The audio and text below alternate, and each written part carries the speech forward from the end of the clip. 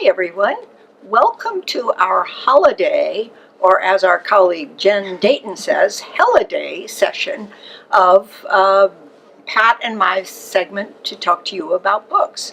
It's at this time of the year that we get often frantic calls from some of our patrons who have just found out that they are absolutely going to have to lead the book discussion in November or December.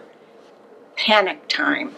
People are looking for short books, things that are a little bit upbeat and yet still discussable. So Pat and I thought we would come bring to you today some of our interesting titles that we think might make good fill-ins for this time of year. So let us begin with an absolute favorite of ours, Meet Me at the Museum. Brand new to our Books in a Bag collection, and a wonderful story. It's an epistolary novel that tells the story of a woman about my age whose family has grown. She's living in the country in England with her husband, and her best friend passes away. And she starts ruminating about her years with her best friend and a particular professor that was a favorite, and she writes him a letter in Denmark. And of course the professor has long passed away, but the gentleman who took his place writes her back. And so begins the story of their relationship with letters back and forth between Tina and Anders. It's a book that actually deals with what life you can have after you've reached a certain age. Are there new and interesting things out there for you to do? Does everything have to be the same as it always was? Much to talk about in this book, and very, very well written. And another perennial favorite of ours, News of the World, came out about 2 years ago. Paulette Jiles, the author, is a poet, and this book does not have a single spare word. It's a beautiful story of an older widow who is traversing out west post-Civil War, and his job has become a newsreader. And he buys papers from across the world, and he goes from town to town sharing the news of the world. He is approached by two men who have taken the assignment of returning a 10-year-old girl back to her family. She'd been captured by the Indians 4 years ago, and they're not going to be able to make the long, dangerous trek back to where her family is. So he takes on this assignment to get her back home where her family lives. And she doesn't even remember how to speak English because it had been so long since she had been captured. It is a beautiful story as their relationship develops and strengthens, and you will cheer for them both by the end of the book. Very upbeat kind of read to have. And perhaps the one and only most popular book that we have ever offered to book groups at this time of the year is the novella The Uncommon Reader by Alan Bennett. This is a fictional story, but it rings very, very true. It's a story of a queen, probably Queen Elizabeth II, who doesn't read at all. One day she is lured into a bookmobile that's stationed outside the palace because she's looking for her corgis. Once she gets inside, she becomes fascinated by all of the books that are there in the bookmobile. Needless to say, she decides to start reading some.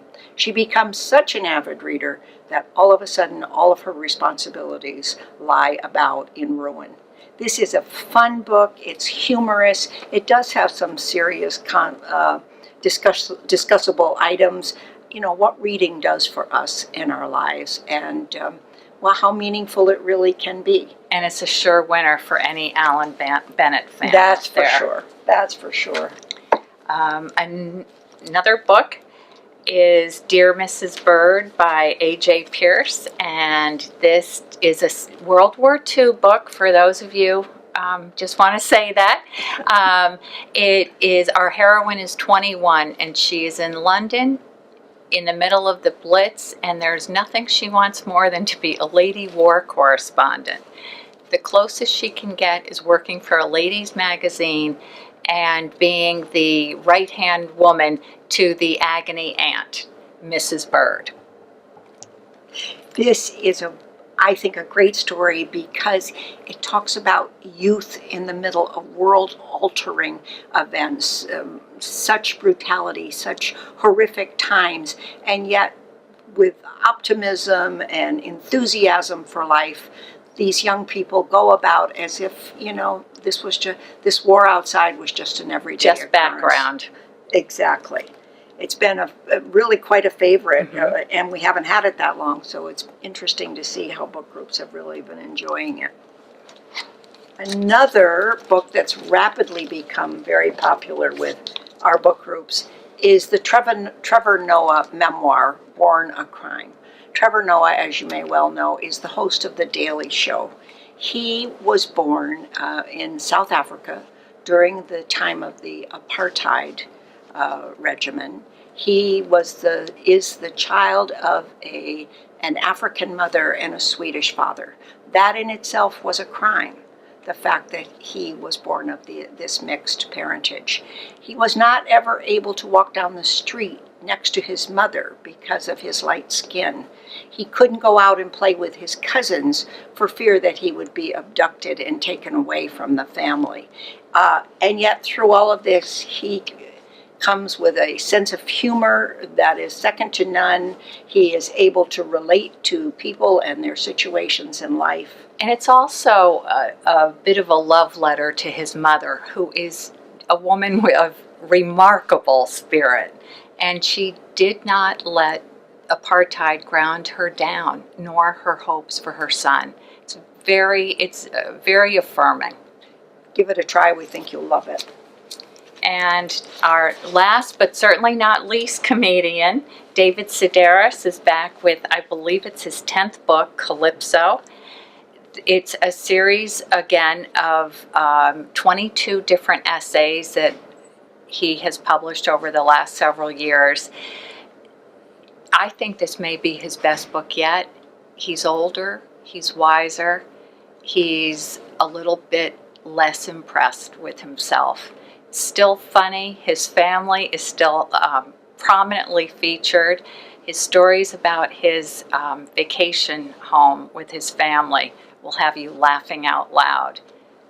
I like what you said earlier, Pat, about the fine line he walks between humor and tragedy. Mm-hmm. That sounds like the kind of thing that can have us trying to balance that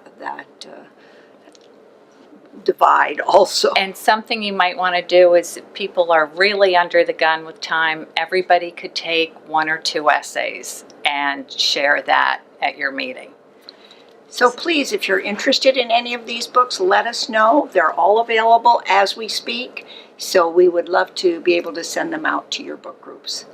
Bye-bye, everybody. Happy holidays. Yes, that's right. Happy holidays.